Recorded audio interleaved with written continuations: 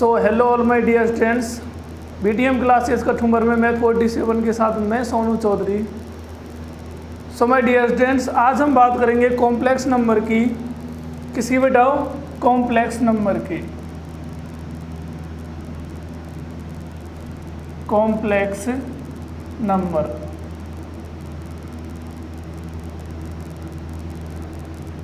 आई mean सम्मिश्र संख्या।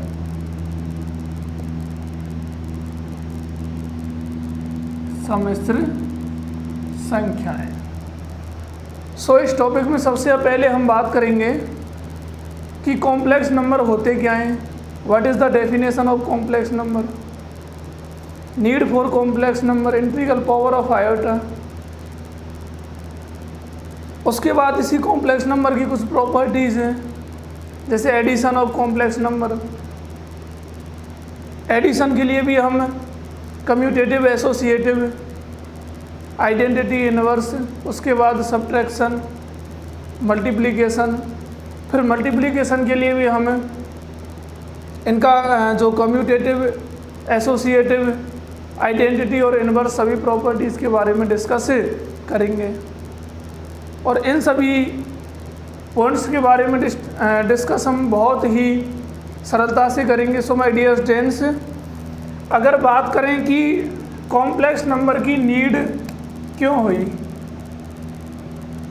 जैसा कि आप जानते हो कि सबसे पहले जिस नंबर के बारे में हम डिस्कस करते हैं वो नंबर है नेचुरल नंबर।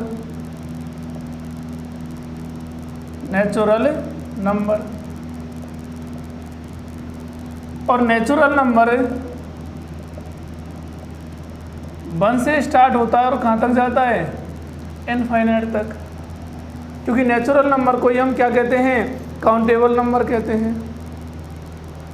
इसके बाद अगर नेक्स्ट की देखो बेटा, एक बात बताओ कि जब हमारा काम नेचुरल नंबर से चल रहा था तो फिर आगे हमने integers, rational number, irrational number, real number, इन सब के बारे में डिस्कस क्यों किया? इनको यूज़ क्यों लिया या इनकी खोज क्यों की?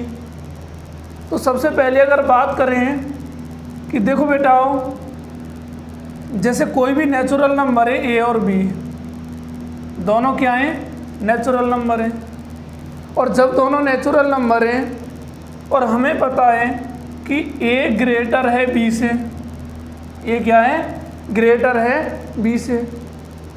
इस कंडीशन में माय डियर, जैसा कि मैं एक इक्वेशन की बात करूं कि x प्लस ए इक्वल्स है किसके?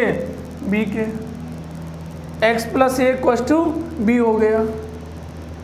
इस कंडीशन में क्या होता है कि देखो, हमें ये तो पता ही है कि a और b दोनों कहाँ से ले रहे हैं? नेचुरल नंबर से।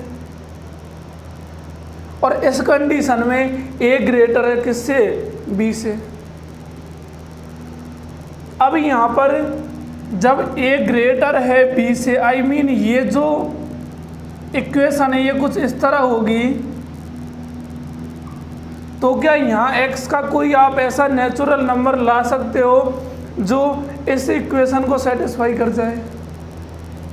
क्या आप x का कोई भी ऐसा नंबर कहाँ से लाना है? नेचुरल नंबर में से, जो इस इक्वेशन को सेटिस्फाई कर जाए, मतलब 2 बराबर किसके हो जाए? 2 के। क्या कोई है ऐसा नेचुरल नंबर? नहीं होगा ना, क्योंकि बेटा नेचुरल नंबर 1 से स्टार्ट है और कहाँ तक जा रहे हैं? इनफाइनाइट तक जा रहे हैं। अब कम से कम आप इनमें एक नेचुरल नंबर का चूज भी करोगे, एक नेचुरल नंबर को, तो क्या कर सकते हो? 1 लोगे खींच के, 1 लोगे तो फिर भी ये इक्वल नहीं होंगे। 2, 3, 4 किसी नंबर पर ये इक्वल नहीं होंगे। और अगर ये इक्वल नहीं है तो फिर क्या करेंगे? कोई भी ऐसी संख्या या नंबर हम चूज करेंगे जो इस 3 को क्या बना दे? 2 बना दे। और इस 3 को अगर 2 बनाना है तो सीधी सी बात है, x क्या लेना पड़ेगा? -1 लेना पड़ेगा। चूंकि -1 एक नेचुरल नंबर नहीं है, तो नेचुरल नंबर तो इसको सेटिस्फाई करेगा ही नहीं। इस कंडीशन को सॉल्व करने के लिए किसकी ज़रूरत पड़ गई? इंटीजर्स की।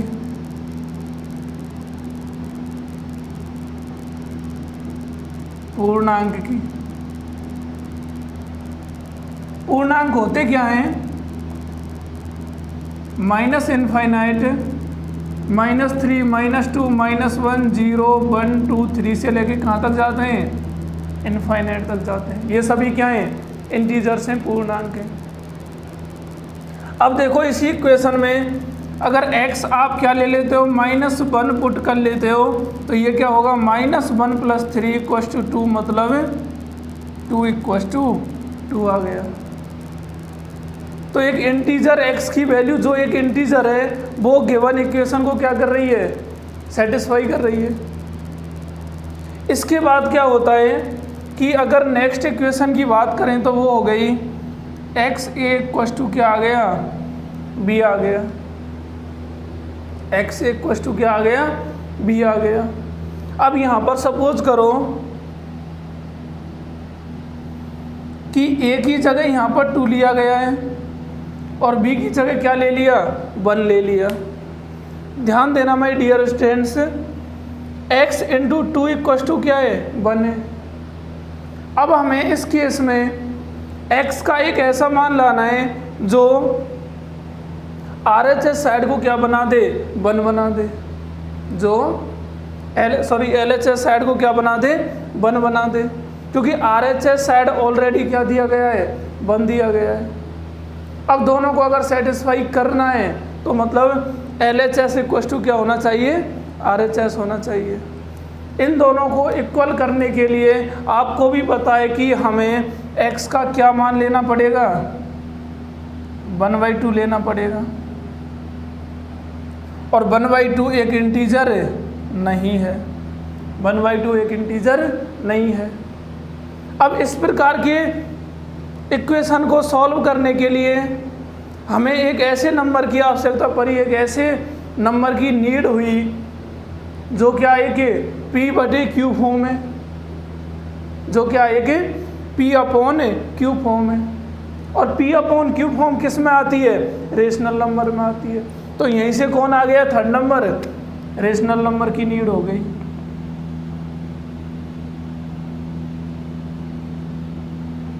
Rational numbers. रेशनल नंबर को बेसिकली Q से डिनोट करते हैं और इसमें क्या आते हैं?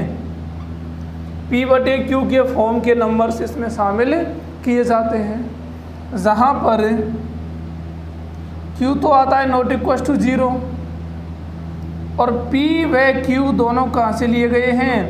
इंटीजर से। तभी कहते हैं the ratio of 2 integer is called rational number.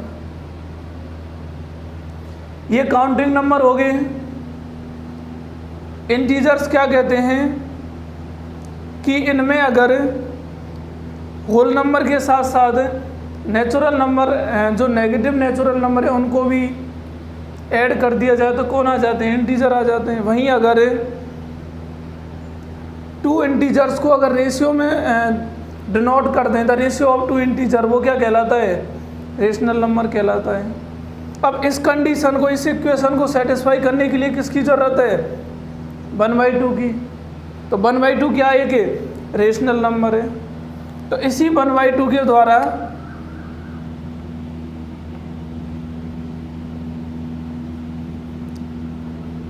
इस इक्वेशन को क्या कर दिया गया? सॉल्व कर दिया गया। ओके माय डियर, यहाँ तक तो बात हो गई रेशनल नंबर की। अब अगर अगली एक इक्वेशन की और डिस्कस किया जाए, बात की जाए, तो वो क्या आती है? देखो, मान लो कि आपके पास ये दे दी कि x² = क्या है? 2 है। ये कोई अलग से और इक्वेशन बना दी, x² = क्या है? 2 है। अब कह दिया कि चलो बताओ x का क्या मान लें कि गिवन इक्वेशन सेटिस्फाई हो जाए। अब बात फिर से फंस गई यहाँ पर। भाई ना तो कोई ऐसे नेचुरल नंबर है, ना इंटीजर है, और ना ही रेशनल नंबर है जो इस कंडीशन को सेटिस्फाई कर दें। क्योंकि बेटा ऐसा कोई भी नंबर नहीं है इन तीनों में से जिसका स्क्वायर क्या आ जाए? 2 आ जाए। और हमें पता है ऐसा केवल एक ही नंबर है, कौन सा, root of 2, square root of 2, जो इसको क्या करता है, संतुष्ट करता है। और रूट 2 क्या है कि इर्रेशनल नंबर है, तो यहीं से कौन आ गया, नंबर 4 है, irrational number. Irrational number, irrational number को बेसिकली टी से या क्यू कॉम्प्लीमेंट या क्यू पर डैश से निरूपित करते हैं, और इसमें वही नंबर्स आते हैं जिनको हम रेशियो ऑफ 2 इंटीजर की फॉर्म में डिनोट नहीं कर सकते हैं। उन नंबरों को हम रेशियो ऑफ 2 इंटीजर्स की फॉर्म में डिनोट नहीं कर सकते हैं। तो इस प्रकार अगर इस इक्वेशन में x का मान, अगर x की वैल्यू √2 पुट की जाए तो √2 का स्क्वायर इक्वल टू 2, तो ये इधर भी 2 आ गया और ये इधर भी 2 आ गया।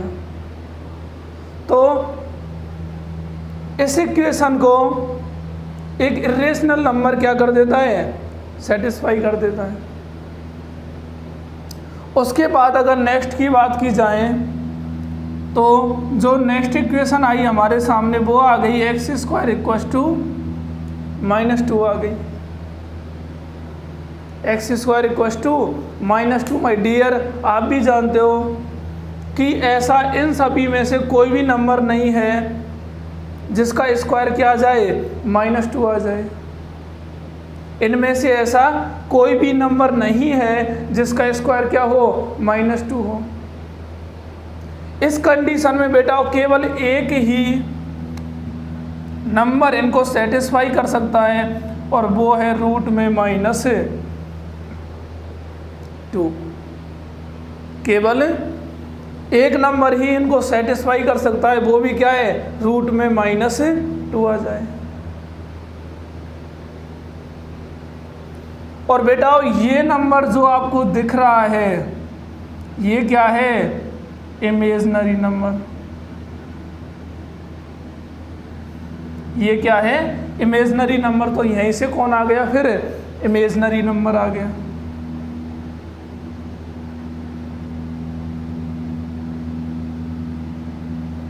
Imaginary number. और एक तो रेशनल नंबर है और एक क्या है, इर्रेशनल नंबर है। इन दोनों से मिलके क्या बनता है, रियल नंबर बनता है। Real number as a universal number के रूप में भी यूज़ किया जाता है, जिसमें हम natural number, whole number, integers, rational number, irrational सभी को क्या करते हैं, शामिल करते हैं। तो बेटा जो इमेजिनरी नंबर है, काल्पनिक संख्या है,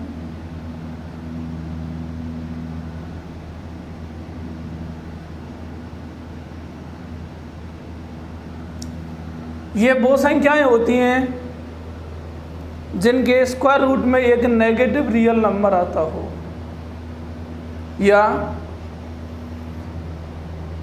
ये वे नंबर्स होते हैं जिनका स्क्वायर एक नेगेटिव नंबर फाइंड हो, वही क्या कहलाते हैं, इमेजिनरी नंबर कहलाते हैं। अब देखो बेटा, अगर इस इक्वेशन में x equal to root of -2 रखा जाए, x equal to root of -2 रखा जाए, पुट किया जाए, तो रूट ऑफ -2 का होल स्क्वायर और इधर क्या है, -2। स्क्वायर रूट से स्क्वायर एक कट जाएंगे और ये क्या बच गया, -2 इक्वल टू क्या आ गया, -2। मतलब ये इसको सेटिस्फाई करता है। तो इस तरह हम गिवन इक्वेशन से अलग अलग नंबर्स के बारे में क्या करते हैं, डिस्कस करते हैं, और इसी तरह हमें अलग अलग नंबर्स की नीड होती गई। और जब हमने एक रियल नंबर और इमेजिनरी नंबर को एक साथ लिखा, राइट किया, तो हमें कौन फाइंड हुआ, एक कॉम्प्लेक्स नंबर फाइंड हुआ। जब हमने एक रियल नंबर और एक इमेजिनरी नंबर को एक साथ लिखाया तो उससे हमें क्या प्राप्त हुआ, एक कॉम्प्लेक्स नंबर फाइंड हुआ। जैसा कि बेटा मैं आपको बता दूं कि कभी भी अगर रूट में -1 होता है, कभी भी रूट में -1 होता है, तो इसको बेसिकली हम किससे डिनोट करते हैं? आयोटा से डिनोट करते हैं।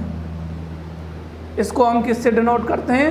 आयोटा से डिनोट करते हैं। और खुद आयोटा की अलग अलग इंटीग्रल पावर्स में अलग अलग वैल्यूज़ होती हैं। आयोटा की अलग अलग, अगर इसकी अलग अलग इंटीग्रल पावर की बात करें तो उनमें आयोटा अलग अलग वैल्यूज़ देता है। और कॉम्प्लेक्स नंबर में, किसमें बेटा? कॉम्प्लेक्स नंबर में आयोटा की डिग्रियों का एक अपना अलग ही यूज है। हर जगह आपको आयोटा की डिग्रियों का यूज करना पड़ता है। अगर हम बात करें, ध्यान देना माय डियर, अगर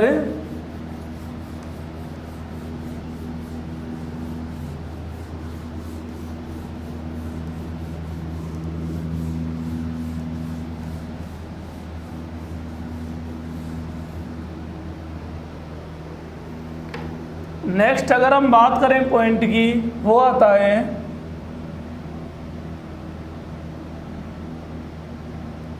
integral power of iota.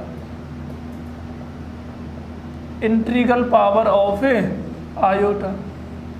Iota की अलग अलग पावर्स में अलग अलग इनकी क्या होती हैं? वैल्यूज़ होती हैं। सबसे पहले अगर बात करें आयोटा की, तो माय डियर आयोटा का वैल्यू होती है -1। आयोटा की वैल्यू क्या होती है? -1 होती है। इसके बाद अगर नेक्स्ट बात करें आयोटा स्क्वायर की, तो इसकी वैल्यू होती है -1। आयोटा स्क्वायर की वैल्यू क्या होती है? -1 होती है। इसके बाद अगर बात करें आयोटा क्यूब, तो इसकी वैल्यू होती है माइनस का आयोटा होती है, क्योंकि बेटाओ आयोटा क्यूब को ही हम आयोटा इंटू आयोटा स्क्वायर लिख सकते हैं, और आयोटा स्क्वायर खुद क्या है? -1, तो माइनस का आयोटा आ गया। ठीक है ना। इसके बाद बात करते हैं आयोटा 4 की, तो आयोटा 4 का मान होता है, वैल्यू होती है 1। आयोटा 4 की वैल्यू क्या होती है? 1 होती है। सबसे ज़्यादा जो वैल्यू आयोटा में जो काम आती है, जिसका हम यूज़ करते हैं, वो आता है कौन सा? आयोटा की पावर 4। देखो यूज़ तो सभी आएंगे, लेकिन आयोटा की पावर 4 का भी एक अपना अलग ही यूज़ होता है। जैसे सपोज करो आपको कोई भी क्वेश्चन दे दिया, देखो बेटा इससे क्वेश्चन बनते कैसे हैं। कभी भी जैसे आयोटा की घात n है और हमें पता है n क्या है? ग्रेटर देन क्या है? 4 है। n क्या है? ग्रेटर देन 4 है।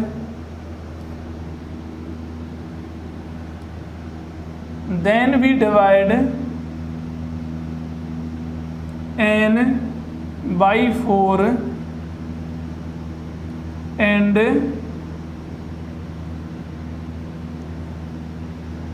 ऑब्टेन, या ऑब्टेन ही लिख दो, and we gate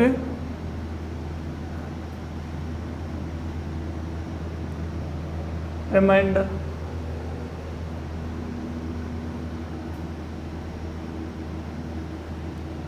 and we get remainder. इसमें करते क्या है? देखो बेटा, कभी भी आपको पता है कि जो आयोटा आपको दिया गया है उस आयोटा की पावर क्या है? सपोज करो 90 दे दी, कितनी है? 19 है। आयोटा की पावर कितनी है? 19 है। इस केस में क्या करना है भाई? हमें पता है कि आयोटा की अधिकतम हमें 4 तक वैल्यूज़ पता है, आयोटा की अधिकतम हमें 4 तक वैल्यूज़ पता है। 4 के बाद हमें आयोटा की वैल्यूज़ के बारे में नॉलेज नहीं है। या तो हम आयोटा स्क्वायर बता सकते हैं या क्यूब या 4 बता सकते हैं। अब बात आ गई किस पर, 19 पर। मैंने कहा था कोई भी आयोटा की पावर n है और n क्या है, 4 से ग्रेटर है। उस कंडीशन में हमें करना क्या है कि उस पावर को 4 से क्या करना है, डिवाइड करना, और जो आपको रिमाइंडर मिलता है उससे हम पता लगाते हैं कि इसकी वैल्यू क्या होगी। अब देखो 19 को अगर 4 से डिवाइड करें तो कितने टाइम होगा, अरे ये हो गया कितना, 16 आ गया। कितना आ गया, 16 आ गया। 16 आते ही कितना रिमाइंडर रह गया, अरे भाई 4 से डिवाइड कर दो, 4 टाइम कितना आ गया, 16 आ गया। रिमाइंडर कितना आ गया, 3 आ गया। मैंने कहा था कि जो रिमाइंडर मिलता है उसी को इसकी घात बना दो, उसी को इसकी घात बना दो। और अब देख लो क्या मान आ रहा है, वैल्यू आ रही है। आयोटा क्यूब क्या है, माइनस आयोटा। आयोटा क्यूब क्या है माय डियर, माइनस आयोटा है, और यही इसकी क्या होगी, वैल्यू होगी।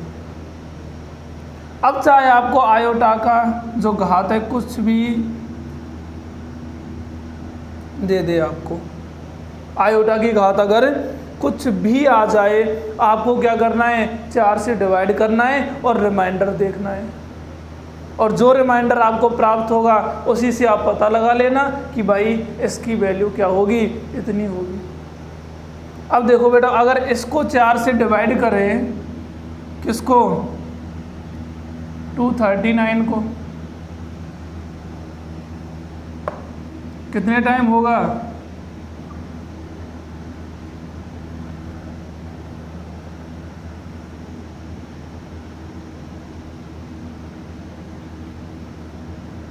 वही क्या आ गया, 3 आ गया रिमाइंडर। और रिमाइंडर 3 आ गया, मतलब इसका भी मान क्या होगा, माइनस आयोटा होगा। मतलब इस तरह आप एक बड़ी पावर को छोटी पावर में कन्वर्ट करके उसका मान फाइंड कर सकते हो। बड़ी पावर को एक छोटी पावर में कन्वर्ट करके उसका मान या वैल्यू आप फाइंड कर सकते हो। क्योंकि इसी को बेटा हम लिखते कैसे हैं, इसको लिखेंगे 4 × 59 और प्लस का 3। अरे इसी तरह तो इसको डिनोट करेंगे ना। और अब देखो इसी को हम क्या लिख सकते हैं, आयोटा की पावर 4 की पावर 59 और आयोटा की पावर 3 आ गया। आयोटा की पावर 4 क्या होता है, 1 होता है, और 1 की पावर क्या है, 59 आ गई यहाँ पर। और बेटा ये क्या है, आयोटा की पावर 3 आ गया। ये खुद पूरा क्या बन गया, 1 आ गया। और आयोटा की पावर क्यूब क्या होता है, माइनस आयोटा होता है। क्या होता है, माइनस आयोटा होता है। तो इस तरह हम इसको क्या करते हैं, फाइंड करते हैं। अब चाहे आपको आयोटा की वैल्यू कुछ भी दे दी जाए तो आप उसको 4 से डिवाइड करके आसानी से उसकी वैल्यू फाइंड कर सकते हैं। अब जो दूसरा मुद्दा उठता है बेटाओं, वो ये आता है कि चलो अब तक हमने इस बारे में तो बातें कर ली कि आयोटा की पावर सभी में क्या है, पॉजिटिव इंटीजर्स हैं। सभी में क्या है, पॉजिटिव इंटीजर्स ले रखे हैं अभी तक तो। अगर मान लो कि वहीं पर आयोटा की घात अगर नेगेटिव आने लग जाए, ज़रूरी थोड़ी है हर बार आयोटा की घात आपको पॉजिटिव ही मिलेंगी। अरे भाई नेगेटिव भी तो मिल सकती है ना। और जब आपको आयोटा की घात या पावर मान लो या डिग्री नेगेटिव मिल गई, आयोटा की पावर या डिग्री आपको क्या मिल गई, नेगेटिव मिल गई, तो उस केस में हमें क्या करना है।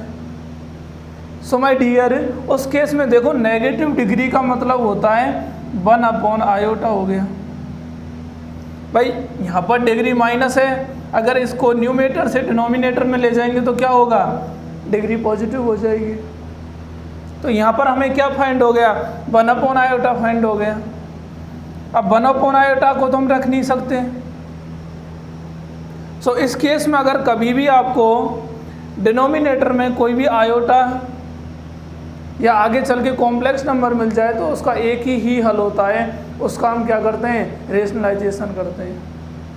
क्या करते हैं, उसका रेशनलाइजेशन, परमेयीकरण करते हैं। तो यहाँ भी किसका इंटू कर दो, आयोटा, और नीचे भी किसका इंटू कर दो, आयोटा। देखो माय डियर, न्यूमरेटर में तो आयोटा है और डिनोमिनेटर में क्या आ गया, आयोटा स्क्वायर। आयोटा स्क्वायर का मान क्या होता है, -1, मतलब ये कितना आ गया, माइनस का आयोटा आ गया। अगर वहीं पर आयोटा की घात -3 आ जाए तो इसमें क्या करेंगे, ये भी क्या आ गया, 1 आयोटा की घात क्यूब। और बेटा आयोटा की घात क्यूब क्या होता है, माइनस आयोटा। इसको भी ऊपर भी आयोटा कर दिया और नीचे भी आयोटा से गुना कर दिया, तो ये हो गया माइनस का आयोटा अपॉन आयोटा स्क्वायर। और आयोटा स्क्वायर होता क्या है, अब कॉस -1 ही तो होता है ना, तो minus iota upon -1, minus minus बेटा प्लस हो गया, तो ये भी कितना आ गया, आयोटा आ गया।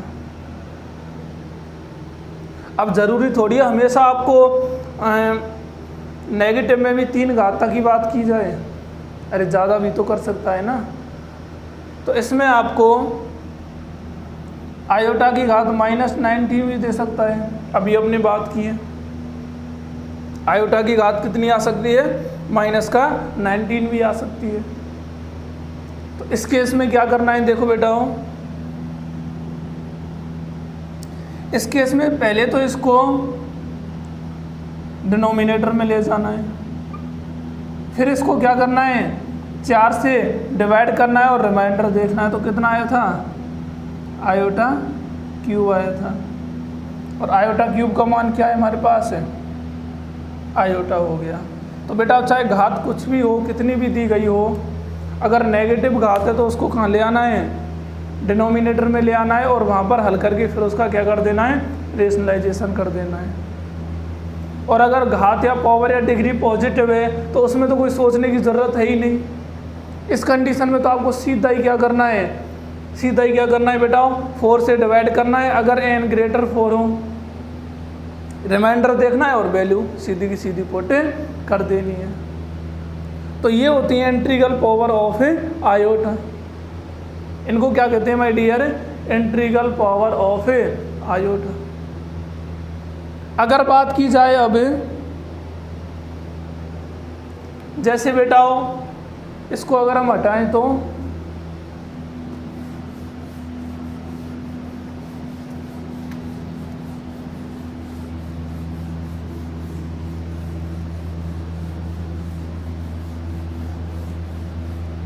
नेक्स्ट आएगी माय डियर,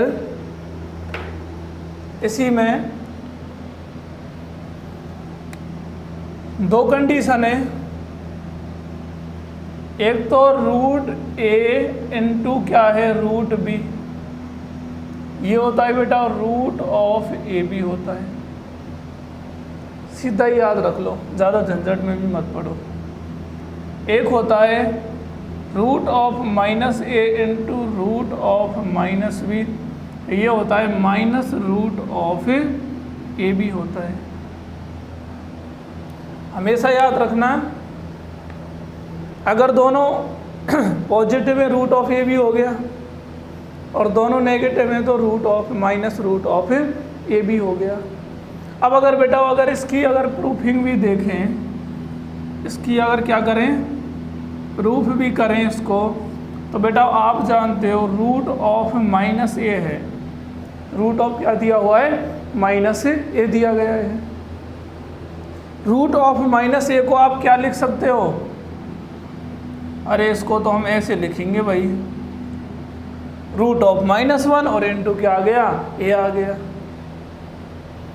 और रूट ऑफ -1 इंटू a आ गया तो मतलब एक तो रह गया रूट में -1 और एक रह गया रूट में a आ गया। कोई दिक्कत है बेटा? और रूट ऑफ -1 क्या होता है? आयोटा होता है, तो आयोटा रूट ऑफ a आ गया यहाँ पर। अगर बात की जाए रूट ऑफ -b की, तो ये भी क्या होगा, -1 इंटू b हो गया, मतलब रूट ऑफ -1 और रूट ऑफ क्या आ गया, b आ गया।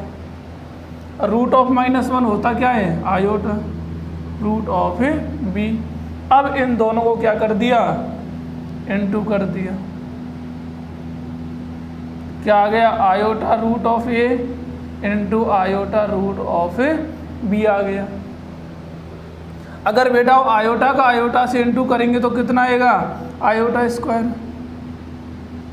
Root of a into root of b हो गया। So my dear, iota square क्या होता है, -1 और ये कितना आ गया, root of a b। Root of a into root of -b क्या होता है, minus root of a b होता है। या इसको आप ऐसे भी लिख सकते हो, root of a into root of b equal होता है minus root of a b if a and b are negative real number हो।